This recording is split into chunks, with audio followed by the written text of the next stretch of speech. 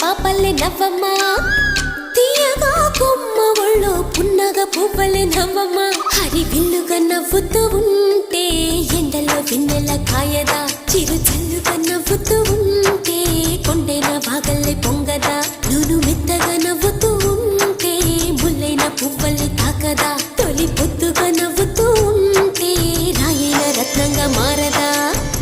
హాయిగా అమ్మ ఒళ్ళో చిన్నారి పాపల్లే నవ్వమ్మ తీయగా కొమ్మ ఒళ్ళో పున్నగ పువ్వలే నవ్వమ్మ